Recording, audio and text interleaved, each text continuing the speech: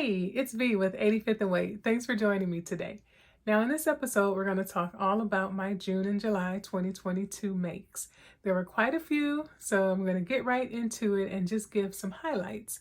If you're interested in more details, I can do a full sewing review or sewing pattern review. Just leave it down in the comments below.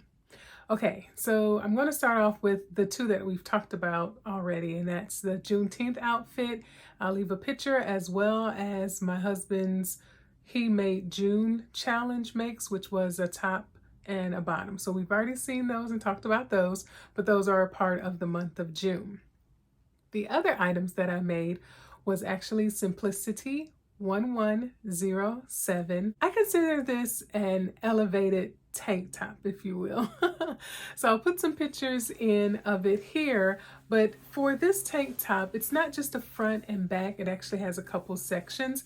And the one thing I do want to highlight is that you actually have binding here around the neckline, and it's a V-neck, as well as binding for the sleeve. I opted not to do the sleeves after it took so long for the neckline and just used some fusible tape for both of the sleeves. But for the most part, it's a fairly simple garment to create. Along with that tank, I was able to actually make some pants. And so these are the Love Notions Summer Caye pants. They actually come as shorts, capris, and pants, and so I did do the capris. And I just did the basic version, which are the wide leg pants with front pockets but no back pockets. Now this actually is a part of a two-piece set, so here's the material here. And this actually, the fabric actually came from Joann's. It was in their clearance section, but it had gone out of their system, so I don't have any information about what the content is. It feels polyester, although I would imagine that it's 100% polyester. I just can't confirm it. However, this is a top and a bottom set for my mom. Moving on to number 3 is Simplicity 8874. And I'll just get close with the actual fabric. And this, I'd say, was a very simple dress, so nothing fancy about it at all. I only had so much material, so I wasn't able to do the longer version of the skirt, but I did use pretty much every inch of the fabric that I had. And this was one of those Walmart bundles, and I believe it was 3 yards for $8. And then finally, for the month of June, which is my favorite of the month, is McCalls 8001. Here is the fabric a little closer. Again, another one of those bundles from Walmart. And I believe this one may have been 2 yards for $4, possibly 3 yards for $8. I forget exactly how much I had. However, this, I would say, isn't necessarily a beginner-friendly pattern. There are quite a few sew-alongs and tutorials out on YouTube to help you go through it, and that's actually what I used. So I was able to get through it with not very many issues at all. Technically, I finished the entire shirt in the month of June. However, it took me like another month to actually do the buttonholes and to stitch on the buttons. So it was finished in July, technically, but the entire construction of the shirt was completed in the month of June. But again, look at that.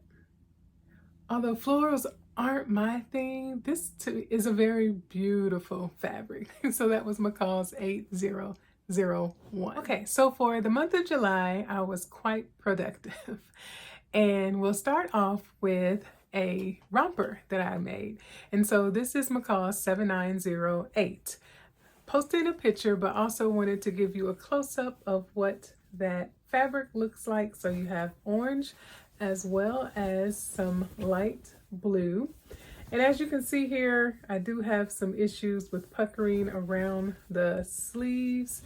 However, this was pretty much just a tester to see if the fit was right and, you know, how I actually liked it. And so I will be making this again in some more fashion fabric in the coming months, but I do like it. One thing to note here is that it does have an invisible zipper here in the front is what I used. You could always use an exposed zipper as well.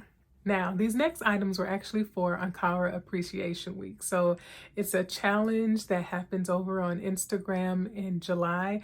I learned about it last year, but it was a little too late and I wasn't prepared. And so this year, I knew that it was coming and wanted to participate every single day. And so we started off with dresses and skirts, which is what I posted for my Juneteenth outfit. And that was McCalls 8139. Then on Tuesday, it was jumpsuits and trousers. And so I was able to post a jumpsuit that I made, I believe it was in April or May of this year. And so just a little closer look of that fabric again. And this is McCalls 8119. And so that was day 2. Now on day 3, it was, I think, coats and jackets. Unfortunately, I didn't have any Ankara coats or jackets, but I still wanted to participate. And so I actually put together an outfit that was the Lola tank by StayStitch company. And so it's just a basic tank. What I liked about this one is that, you know, the arms are a bit more exaggerated in terms of how they come in. I think mine was a little skinnier than what it was supposed to be. So I don't know if I had my seam allowances wrong or something happened there, but I did expect them to be just a little bit wider. But I do like the tank, and we'll be making more of these. And then of course, to go with that would be the Purl Soho City Gym shorts. And so I made it out of this fabric. And I purchased this from Fabric Wholesale Direct, and if they still have it, I'll link it below. So day 4 was Ankara and denim, and I was able to make Simplicity 9550 the top, and I paired that with Simplicity 9552 the long skirt. So I'll show you what that fabric looks up close by. And just to note that this top is quite cropped. Like I believe it was Rochelle of Rochelle Handmade Designs had made this top, and she had mentioned that it was really cropped. And so I went ahead and added, I think 2, maybe 1 to 2 inches, but I still feel it is like still too cropped. And so the next time that I make it, I will add to the original pattern at least 4, perhaps even 5 inches, just so I can feel more comfortable in it. One thing to highlight about this top is that it does have 2 different versions. I just made the cuff sleeve, but it has a facing. So that's would be something new for individuals who are just starting off to sew. Okay. And I paired that with my denim bag, handmade bag. So for day 5, I made a 2-piece set, and this is New Look 6627. And I'll say that this is my favorite make for the month of July. One thing I want to highlight are the buttons. I picked the buttons up at Hobby Lobby. I knew I had gone through Joann's a few times before, so I kind of had a feel as to what they offered. And I knew there wasn't really anything there that I wanted to use to match with this fabric. So I did hop over to Hobby Lobby, and when I saw these buttons, I knew it was perfect. And so with this, I will say that it is a pretty uncomplicated garment to make. Now the pants don't have pockets, so those are fairly easy. It's just pretty much front and back with the waistband facing and a side zipper. The top, however, it does look a little, intimidating, because you do have, just the straps, and then you have a bodice, but you also have the buttons and it overlaps. However, I will say the instructions are superb. There wasn't any time in which I thought that, I was confused or I didn't know what to do. I didn't know what they were saying. It was pretty much step by step. I was able to complete this with no issue. So that's the one thing I wanted to highlight for this. However, for day 5 for our Ankara appreciation, it was this New Look 6627 jumpsuit.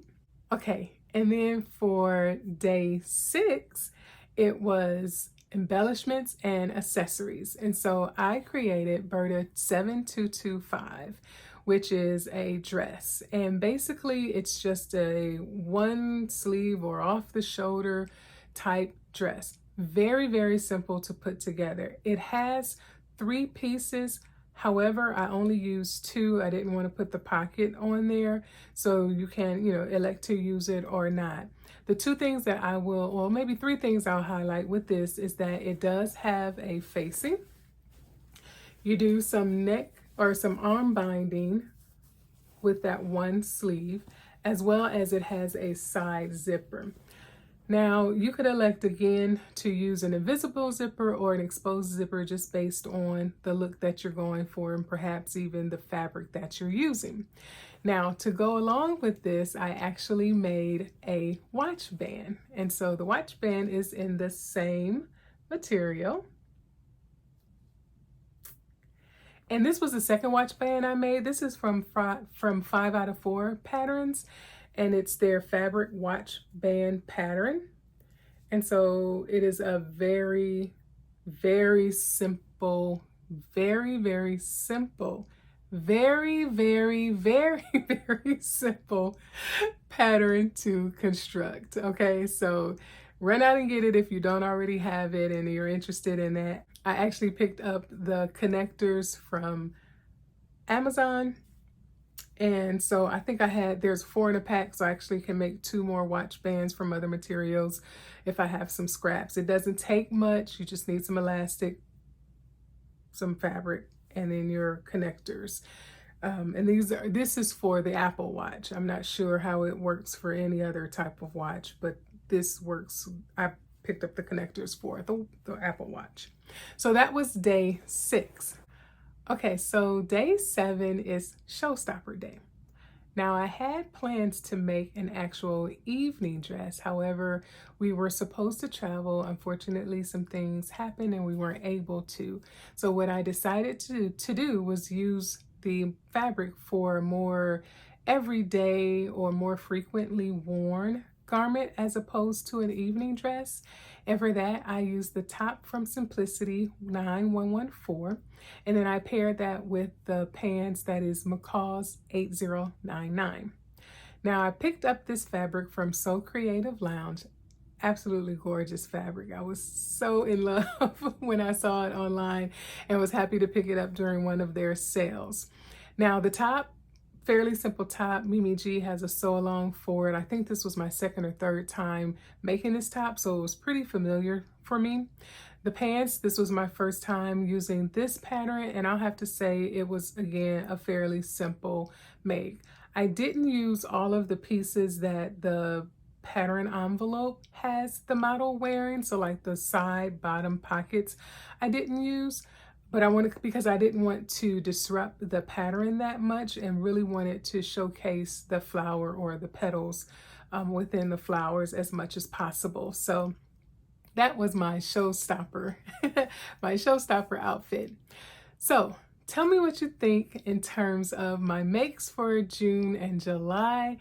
Do you have any of these patterns? Have you created any of these garments?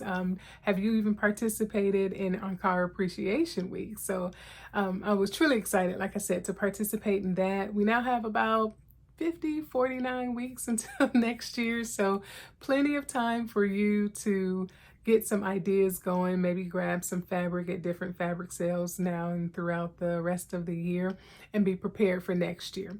Now, one thing I'll say is I was quite happy that all of the garments that I showcased for this year's Encore Appreciation Week were new garments made this year. And so I'm hoping to duplicate that for next year and have all new garments to show then as well. So let me know your thoughts. Thank you so much for walking through life with me on this sewing journey, and I'll see you next time.